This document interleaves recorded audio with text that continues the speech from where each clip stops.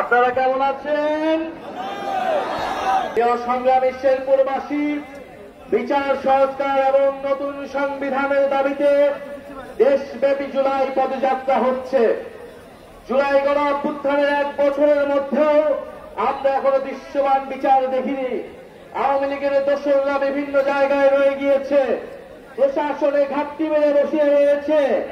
আমরা গোপালগঞ্জে দেখেছি কিভাবে আওয়ামী সন্ত্রাসীরা ছবল মেরে উঠতে চেয়েছিল, কিন্তু আমরা স্পষ্টভাবেই বলেছি গোপালগঞ্জ কেন বাংলাদেশের কোন জায়গায় মুজিববাদীদের আমরা আর দাঁড়া হতে দেব না।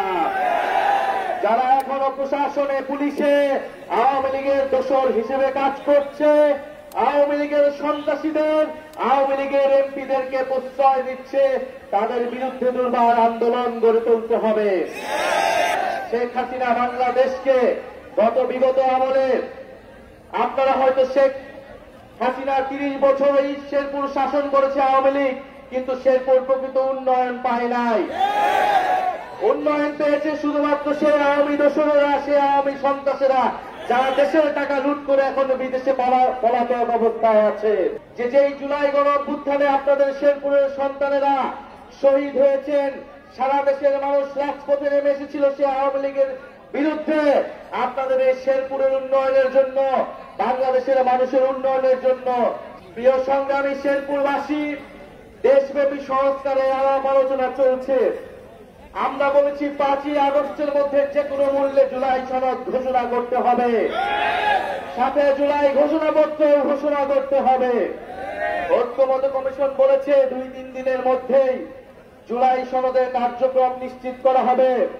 আমরাও চাই যদি 5ই আগস্টের মধ্যে যদি এটি ঘোষণা করা না হয়, 3রা আগস্ট আমরা ঢাকায় আসছি, তা কিন্তু জুলাই সনদ ঘোষণাপত্র আদায় না করে আমরা ছাড়ব না।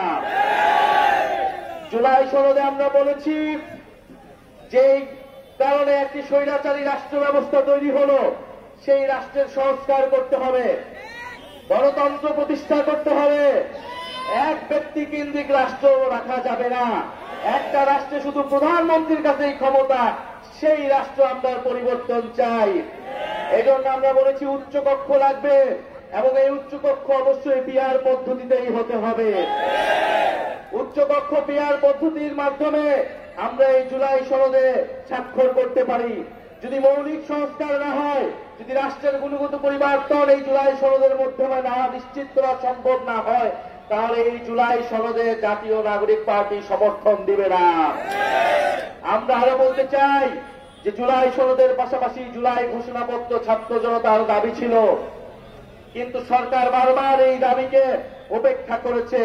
কিন্তু এবার 3রা আগস্ট সেই দাবি উপেক্ষা করার কোন সুযোগ আমরা দেব না।